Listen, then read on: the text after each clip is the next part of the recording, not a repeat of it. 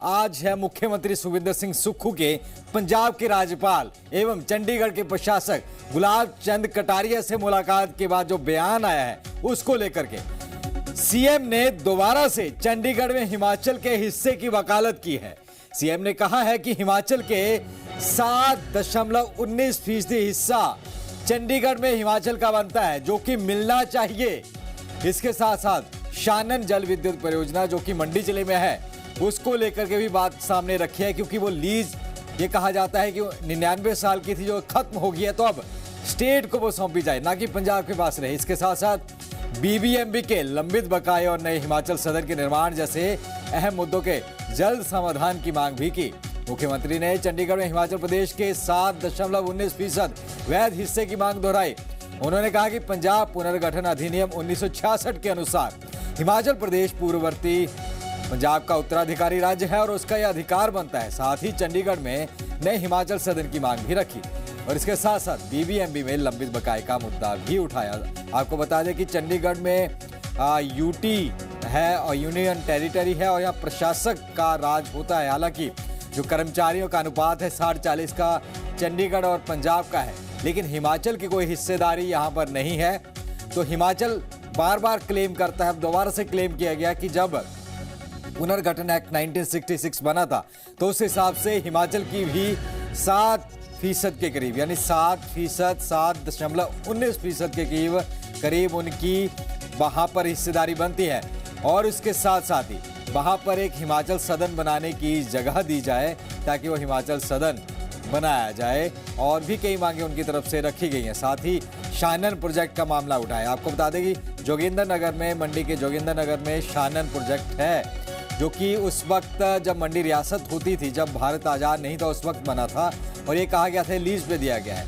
बाद में स्टेट्स अलग हुए, लेकिन ये कहा जाता रहा है कि उस पर अभी पंजाब का अधिकार रखा गया है। तो हिमाचल का कहना है कि अब क्योंकि वो तमाम चीज़ें खत्म हो चुकी हैं, राजे रजवाड़े खत्म हो चुके हैं, तो ये हिमाचल को दिया जाए। इसी खबर पर हमारे साथ राजेश टिमटा जुड़ चुके हैं, हिमाचल कांग्रेस के मुख्य नेता हैं। टिमटा जी, बहुत बहुत स्वागत है। क्लेम किया गया है सीएम की तरफ से चंडीगढ़ को लेकर के, किस तरीके से इसे देखते हैं? बिल्कुल बिल्कुल, देखिए हिमाचल प्रदेश पहले पंजाब का ही पार्ट था और जब हिमाचल प्रदेश अस्तित्व में आया तो हिमाचल को जो है ये कहा गया था कि जैसे शानन प्रोजेक्ट है उसको लेकर था, उस पर है। अब शानन प्रोजेक्ट 20 साल पहले जो खत्म हो गया उसे हैंड ओवर करने की बात कर दी गई है। कोर्ट द्वारा भी जो है हिमाचल प्रदेश सरकार के हित में दिया गया। और माननीय मुख्यमंत्री ने कहा है कि क्योंकि अल्टीमेटली जब 3 राज्य बने, पंजाब से हिमाचल बना, हरियाणा बना, तो लेकिन हरियाणा को तो चंडीगढ़ का हिस्सा दे दिया गया और चंडीगढ़ जो है अभी भी यूटी जो है हरियाणा पंजाब की है, लेकिन हिमाचल प्रदेश का जो हक था वो नहीं बना। तो उससे लेकर माननीय मुख्यमंत्री ने पहले भी सरकार के द्वारा उठाया गया था और अब गवर्नर साहब के साथ उठाया। तो 7.19 जो हिमाचल का शेयर बनता है तो उसको लेकर मुझे लगता है कि जेन्युइन जो कई सालों से जो चली हुई डिमांड थी उसको माननीय मुख्यमंत्री ने गवर्नर साहब के साथ किया है। पर राजीव जी, लगातार पंजाब भी विरोध कर रहा है और पंजाब में तमाम पार्टियां, चाहे कांग्रेस के, वही विरोध कर रहे हैं कि चंडीगढ़ पे उनका हक है। हरियाणा पहले से विरोध करता रहा है, तो कैसे बात बनेगी अगर दोनों जो राज्य हैं जिनकी कॉमन राजधानी चंडीगढ़ है वो ही विरोध में है? तो नहीं, वो देखिए वो तो विरोध करेंगे, लाजमी से है विरोध करेंगे, लेकिन हिमाचल प्रदेश का भी तो एक हक है, क्योंकि हिमाचल प्रदेश भी पंजाब से ही बना था। ये पंजाब से बना हो तो हिमाचल प्रदेश का मतलब तो कोई और अस्तित्व था नहीं। तो हिमाचल प्रदेश जब बना, हिमाचल प्रदेश बनने के बाद और किसी भी जितनी भी पॉलिटिकल पार्टी थी, कभी न किसी ने ये हक नहीं रखा गया कि हिमाचल प्रदेश का जो हक है चंडीगढ़ में भी है। तो 7.19 जो हमारा हक बनता है, मुझे लगता है कि जेन्युइन है, लीगली है और उसको लेकर माननीय मुख्यमंत्री ने इस सरकार के साथ भी उठाया और अब गवर्नर साहब के साथ उठाया। तो मुझे लगता है कि ये एक हिमाचल प्रदेश का हक है, कोई उसके अलावा हम कुछ और नहीं मांग रहे। हम कोई पंजाब का कोई ऐसा कोना भी मांग रहे कि जो हिमाचल से लगता है, पर चंडीगढ़ का शेयर मांग रहे जो 7.19 हिमाचल प्रदेश का बनता है और मुझे लगता है कि जेन्युइन भी है, लाजमी भी है। बाकी राजीव जी, शानन प्रोजेक्ट की बात होती रहती है। मंडी रियासत के दौर के वो प्रोजेक्ट थे, लेकिन अब पंजाब का सीधे तौर पर इसको लेकर के पंजाब ने केंद्र पे भी मुद्दा उठाया था कि हिमाचल गलत इसके ऊपर क्लेम कर रहा है, ये पंजाब का है। नहीं, देखिए इस पे जब शानन प्रोजेक्ट बना था तो उस वक्त पंजाब और हिमाचल एक था, एक और 20 साल पहले कंपटीशन हो गया तो इसे हैंड ओवर के हिमाचल प्रदेश को हैंड ओवर किया जाए। देखिए अल्टीमेटली जब पंजाब से हिमाचल बना था तो हिमाचल को जो एसेट्स कुछ नहीं मिला था, हिमाचल को एसेट, जो कुछ भी उस वक्त के एसेट थे वो सारे पंजाब के पास आए, हिमाचल के पास नहीं था। अब बीबीएमबी जो प्रोजेक्ट है वो भी पंजाब के पास ही था। सारा पानी, बिजली, पानी हमारा है, सब कुछ हमारा है और पंजाब को मिल रहा है, हिमाचल को तो कुछ नहीं मिल रहा।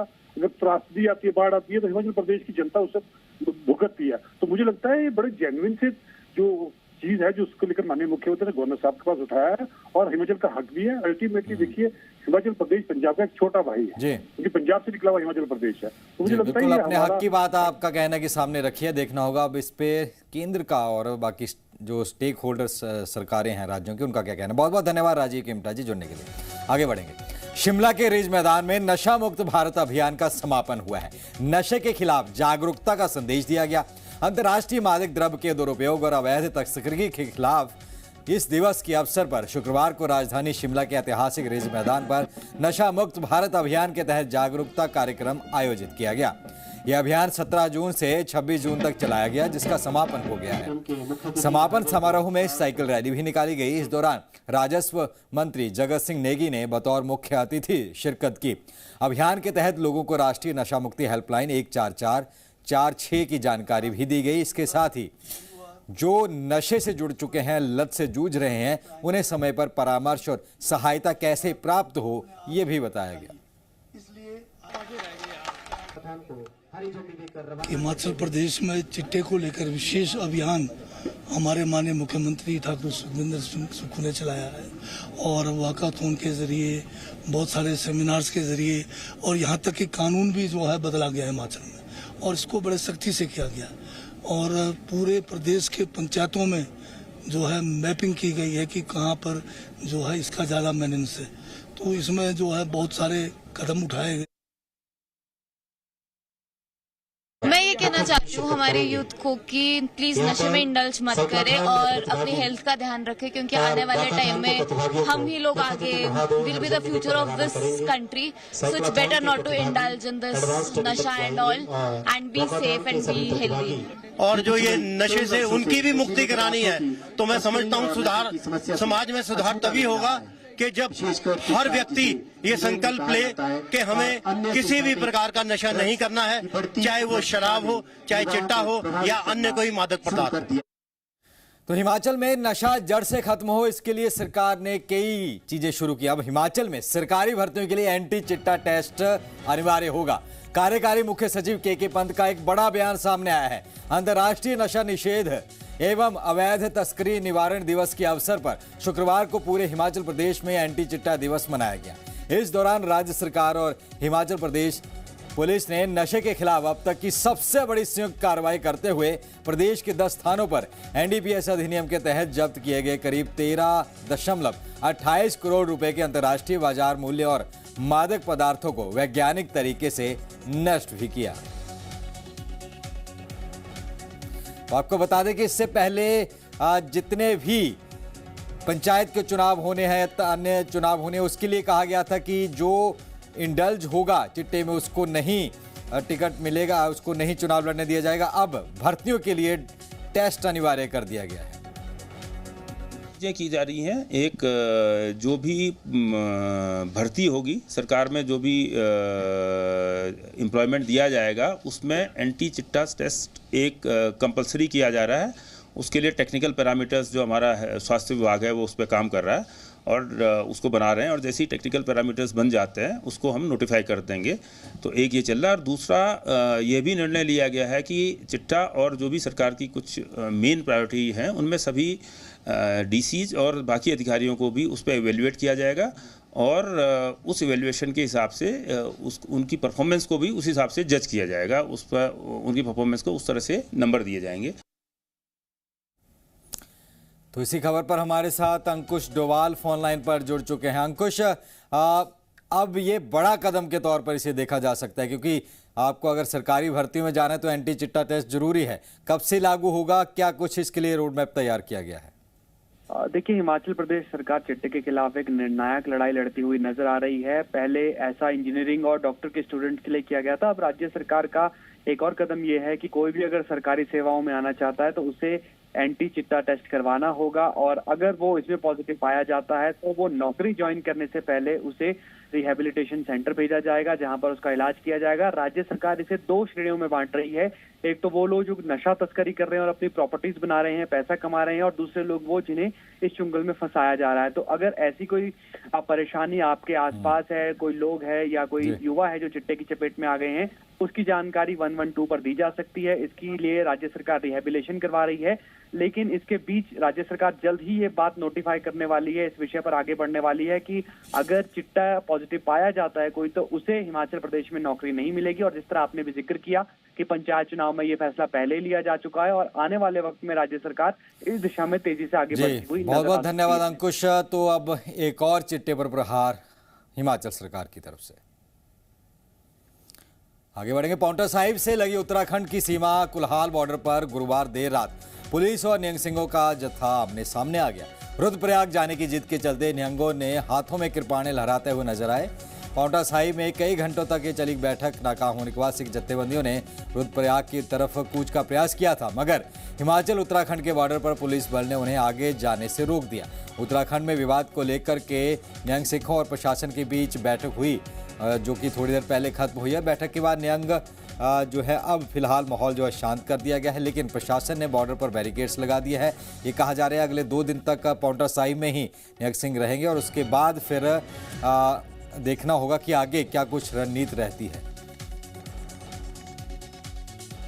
ਤੇ ਇਹਨਾਂ ਨੇ ਸਾਨੂੰ ਆਸ਼ਵਾਸਨ ਦਿੱਤਾ, ਕਹਿੰਦੇ 2 ਦਿਨ ਦਾ ਸਮਾਂ ਦੇਵੋ, 2 ਦਿਨ ਬਾਅਦ ਅਸੀਂ ਤੁਹਾਡੀ ਮੁਲਾਕਾਤ ਕਰਾਵਾਂਗੇ ਸਿੰਘਾਂ ਦੇ ਨਾਲ, ਜਿਹੜੇ ਸਾਡੇ ਸਿੰਘ ਨਜ਼ਰ ਬੰਦੇ ਆ। ਸਿੰਘਾਂ ਨੂੰ ਮਿਲ ਕੇ ਉਹਨਾਂ ਨਾਲ ਗੱਲਬਾਤ ਕਰਕੇ ਬਚਨ ਬਿਲਾਸ ਕਰਕੇ ਤੇ ਜਿਹੜੀਆਂ ਸਾਡੀਆਂ ਮੰਗਾਂ ਆ, ਇਹਨਾਂ ਨੇ ਇਹ ਵੀ ਕਿਹਾ ਕਿ ਸਾਡੀਆਂ ਮੰਗਾਂ ਬਹੁਤ ਛੇਤੀ ਜਿਹੜੀਆਂ ਉਹ ਪੂਰੀਆਂ ਕਰ ਦਿੱਤੀਆਂ ਜਾਣਗੀਆਂ। ਸੋ ਹਜੇ 2 ਦਿਨ ਦਾ ਸਮਾਂ ਜਿਹੜਾ ਹੈ ਅਸੀਂ ਹਜੇ ਇੱਥੇ ਹੀ ਆ, ਇੱਥੇ ਹੀ ਪੜਾਅ ਕਰਾਂਗੇ ਪਾਉਂਟਾ ਸਾਹਿਬ ਦੀ ਧਰਤੀ ਤੇ। ਜਿਹੜੇ ਪੁਲਿਸ ਵਾਲੇ ਨੇ ਪਰਚਾ ਦਰਜ ਕੀਤਾ, ਉਹ ਗਲਤ ਪਰਚਾ ਦਰਜ ਕੀਤਾ ਆ, ਉਹਨਾਂ ਦੀ ਇਨਕੁਆਇਰੀ ਹੋਣੀ ਚਾਹੀਦੀ ਆ। ਦੂਜਾ, ਜਿਹੜੇ ਬੰਦਿਆਂ ਨੇ ਉਹਨਾਂ ਤੇ ਤਸ਼ੱਦਦ ਕੀਤੀ ਆ ਪੁਲਿਸ ਵਾਲਿਆਂ ਨੇ, ਜੇ ਉਹਨਾਂ ਦੀ ਲੱਤਾਂ ਦੇ ਉੱਤੇ ਸੱਟ ਜਿਹੜੀਆਂ ਸਾਫ਼ ਦਿਖਦੀਆਂ ਆ, ਜਿਨ੍ਹਾਂ ਨੇ ਤਸ਼ੱਦਦ ਕੀਤੀ ਆ ਉਹਨਾਂ ਤੇ ਇਨਕੁਆਇਰੀ ਹੋਣੀ ਚਾਹੀਦੀ ਆ। ਉਸ ਤੋਂ ਬਾਅਦ ਜਿਹੜੇ ਪੁਲਿਸ ਮੁਲਾਜ਼ਮ ਉਹਨਾਂ ਨੂੰ ਕੋਰਟ ਦੇ ਵਿੱਚ ਪੇਸ਼ ਕਰਨ ਲੈ ਕੇ ਗਏ, ਜਦੋਂ ਉਹਨਾਂ ਦੇ ਸਿਰ ਨੰਗੇ ਸੀਗੇ, ਸਿਰਾਂ ਦੇ ਉੱਤੇ ਕੇਸਗੀ ਨਹੀਂ ਸੀਗੀ ਉਹਨਾਂ ਦੇ, ਉਹਨਾਂ ਪੁਲਿਸ ਵਾਲਿਆਂ ਦੇ ਉੱਤੇ ਆ ਜਿਹੜਾ ਉਹ ਇਨਵੈਸਟੀਗੇਸ਼ਨ ਕੀਤੀ ਜਾਵੇ। ਇਹ ਸਾਡੀਆਂ ਮੰਗਾਂ ਸੀਗੀਆਂ। ਚੌਥੀ ਕਿ ਵੀ ਸਾਨੂੰ ਸਾਡੇ 4 ਸਿੰਘ ਵਾਪਸ ਚਾਹੀਦੇ ਆ। ਜਦੋਂ ਤੱਕ ਸਿੰਘ ਸਾਡੇ ਕੋਲੇ ਨਹੀਂ ਆਉਣਗੇ ਅਸੀਂ ਇੱਥੋਂ ਵਾਪਸੀ ਚਾਲਾ ਨਹੀਂ ਮਾਰਾਂਗੇ। ਇਹ ਅੱਜ ਤੈਅ ਹੋ ਚੁੱਕਿਆ ਆ। ਇਹ ਲੋੜ ਪਈ ਤੇ ਅਸੀਂ उत्तराखंड ਨੂੰ ਵੀ ਕੂਚ कर जाएंगे। रुक करेंगे मणिकर्ण का। मणिकर्ण, सड़क की खस्ताहाल स्थिति की जिला प्रशासन विभाग सुध नहीं ले रहा है। मामले को गंभीरता से ना लेने के आरोप में स्थानीय लोग और सैलानी जान जोखिम में डालकर सफर करने को मजबूर हो रहे हैं। सड़क पर जगह जगह गड्ढों से वाहनों को नुकसान हो रहा है। ऐसे में स्थानीय लोग और सैलानी जान जोखिम में डालकर सफर करने को मजबूर है। प्रशासन और सरकार मणिकर्ण मार्ग की व्यवस्था को ठीक करने के लिए उचित कदम उठाने की लोगों की तरफ से मांग की जा रही है। ये कसोल के रोड के हालात कैसे चलेगा आज मैं दिखाना चाहता हूँ। ये देखिए, ये कसोल के हालात है। कसोल में हमारे मार्केट में हम खड़े हैं, जहाँ पर जो है बड़े बड़े खड्डे पड़े हुए हैं, पानी इतना ज़्यादा भरा हुआ है, यहाँ पर लोगों को चढ़ने के लिए मुश्किल हो जाती है। यहाँ दूर दराज से पर्यटक आते हैं, तो पर्यटक यहाँ से कोई अच्छी यादें लेनी चाहिए, परंतु यहाँ से एक गलत यहाँ से जो है मैसेज जा रहा है बाहर तक। और यहाँ हमारी पार्वती घाटी की जो छवि है वो रोज़ की रोज़ धूमिल होती जा रही है, जिस छवि को जो है हम लोग पूरे जो भी पार्वती घाटी के लोग हैं वो जिम्मेवार हैं। पूरा का पूरा प्रशासन यहाँ पर पहुँचा था, उसके बावजूद भी उन्होंने यहाँ के हमारे घाटी के कोई भी ऐसे विकास कार्य के बारे में और रोडों के बारे में कोई भी बात नहीं कही। और एक दूसरी बात, मैं जहाँ तक समझता हूँ, ये सिर्फ यहाँ पर अपने मान सम्मान के लिए और अपने लोगों के मान सम्मान देने के लिए और लेने के लिए यहाँ पर आते हैं। खाली हमारे पार्वती घाटी के जनता के मुद्दों के लिए, जनता के काम करने के लिए, कोई भी काम करने के लिए बात करने यहाँ पर नहीं आते हैं। तो वहीं शिमला में मुहर्रम पर अकीदमंदों ने दी शहादत को श्रद्धांजलि। शिमला में मुहर्रम श्रद्धा, आस्था और शांतिपूर्ण माहौल में आयोजित हुआ। इस अवसर पर मुस्लिम समुदाय के लोगों ने हजरत इमाम हुसैन और उनके साथियों की हुई शहादत को याद करते हुए उन्हें श्रद्धांजलि अर्पित की। शहर की मस्जिदों में विशेष दुआएं की गई और अमन भाईचारे और देश की खुशहाली के लिए प्रार्थना की गई। इस दौरान कानून व्यवस्था बनाए रखने के लिए जिला प्रशासन और पुलिस ने सुरक्षा व्यवस्था की। संवेदनशील स्थानों पर पुलिस बल तैनात रहा और पूरे आयोजन पर निगरानी रखी। ताकि और मकसद हमारा मनाने के ये है कि ताकि पूरी दुनिया ये समझे कि कभी भी इस्लाम इस्लामिक टेररिज्म नहीं होता है। इस्लाम हमेशा वैल्यूज़ की बात करता है, दूसरों की जो हक होते हैं उसकी बातें करता है, और इस्लाम हमेशा अमन की बात करता है, क्योंकि इमाम हुसैन अलैहिस्सलाम का मकसद यही था कि उससे अगर कोई इंसान अगर हक पे नहीं है, चाहे वो फिर आपका भाई भी क्यों ना हो, आप उसके मुकाबले में आना, जिस तरीके से विभीषण रावण के मुकाबले में खड़ा हुआ था। तो यानी आपको सत्य के साथ में खड़ा होना है, और जैसे कि विभीषण राम के साथ में खड़े हुए थे। तो बात करेंगे राम मंदिर में चंदा चोरी के जो विवाद है उसको लेकर के। चंपत राय ने इस्तीफा दे दिया है। चंदा चोरी के विवाद के बाद इस्तीफा दिया गया। राम मंदिर ट्रस्ट के महासचिव पद से इस्तीफा दिया है, जो जानकारी मिल रही है। वीएचपी के निर्देशों पर यह इस्तीफा दिया गया है। अनिल मिश्रा ने भी इस्तीफा दे दिया है। तो 2 इस्तीफे इसमें हो चुके हैं। चंपत राय क्योंकि इस पूरे मैनेज करते थे, जब भी क्योंकि राम मंदिर निर्माण हुआ उससे पहले तमाम चीज़ों को लेकर चंपत राय एक बड़ा नाम रहे हैं राम मंदिर से जुड़ा हुआ। तो अभी उनकी तरफ से इस्तीफा दे दिया गया, क्योंकि आपको बता दें इस मामले में एक एसआईटी बनी है। एसआईटी ने कुल 8 लोगों को गिरफ्तार भी किया है, और उसके बाद एफआईआर भी दर्ज हुए हैं।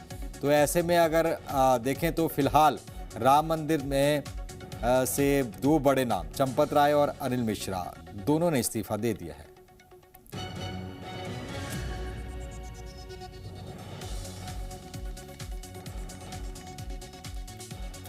हिंदुओं की आस्था का सबसे बड़ा प्रतीक माने जाने वाला राम मंदिर पिछले कुछ दिनों से चंदा चोरियों को लेकर चर्चा में है। लेकिन अब राम मंदिर के पर अयोध्या में लूट करने वाले गुनाहगार बच नहीं पाएंगे। सीएम योगी की शक्ति के बाद जांच में एक करके नए खुलासे सामने आ रहे हैं। देखिए रिपोर्ट। क्योंकि हिंदुओं की आस्था के साथ खिलवाड़ करने वाले सभी आरोपियों पर कानून का शिकंजा लगातार कसता जा रहा है, और चंदा चोरी के सभी 8 आरोपियों को पुलिस ने गिरफ्तार कर लिया। इसके अलावा चढ़ावा चोरी के केस में योगी फोर्स आरोपियों की निशानदेही पर अयोध्या के कई इलाकों में छापेमारी में जुट गई। बता दें कि श्री राम जन्मभूमि तीर्थ क्षेत्र ट्रस्ट ने दर्ज कराई एफआईआर में ट्रस्ट महासचिव चंपत राय के ड्राइवर समेत 8 आरोपी बनाए हैं। जिन 8 लोगों को एफआईआर दर्ज कर गिरफ्तार किया गया उसमें रमाशंकर यादव उर्फ टिन्नू, अनुकल्प मिश्रा, अविनाश शुक्ला, करुणेश पांडे, मनीष यादव, लवकुश मिश्रा, रमाशंकर मिश्रा, सुभाष श्रीवास्तव शामिल हैं। हालांकि एफआईआर में चंपत राय, डॉक्टर अनिल मिश्रा समेत अन्य बड़े पदाधिकारियों के नाम शामिल नहीं हैं। पूरे मामले को लेकर जो जांच है वो अब आगे बढ़ रही है, और संभवतः माना जा रहा है कि इस पूरे मामले में जैसे जैसे जांच आगे बढ़ेगी कुछ और भी नाम इस एफआईआर का हिस्सा हो सकते हैं।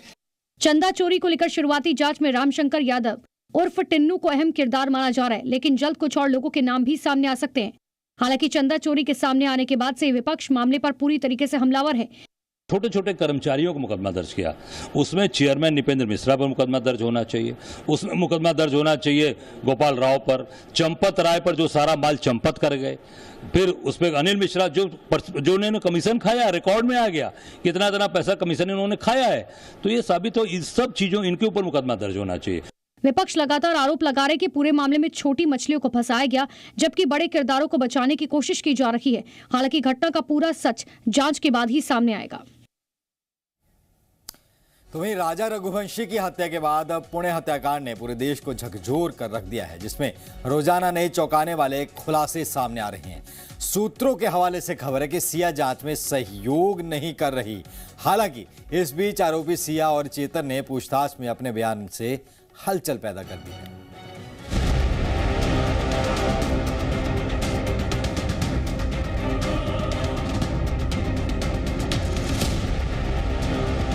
केतन हत्याकांड में नया खुलासा, आरोपों से पलटी आरोपी सिया। सिया के मंगेतर को धक्का किसने दिया? पुणे के केतन हत्याकांड ने पूरे देश को झकझोर कर रख दिया है। इस हत्याकांड ने एमपी के राजा रघुवंशी और मेरठ में नीले ड्रम वाले हत्याकांड को भी पीछे छोड़ दिया है। सिया पर आरोप है कि उसने अपने प्रेमी संग मिलकर मंगेतर को रास्ते से हटाने के लिए पूरी साजिश रची, और उसी साजिश के तहत लोहागढ़ किले से धक्का देकर मंगेतर केतन को मौत के घाट उतार दिया। पुलिस सूत्रों की माने तो दोनों का रवैया पूरी तरह बदल गया है। पुलिस ने जब दोनों को आमने सामने बिठाकर पूछताछ की तो दोनों ने एक दूसरे को मास्टरमाइंड बताया। चेतन ने पुलिस से कहा कि वो सिया के साथ भागना चाहता था, लेकिन सिया तैयार नहीं थी। केतन को रास्ते से हटाने और मर्डर का पूरा प्लान सिया ने ही जिद करके बनवाया था। इतना कहते ही सिया ने चेतन पर पलटवार किया। उसने कहा कि हत्या का आइडिया चेतन का था।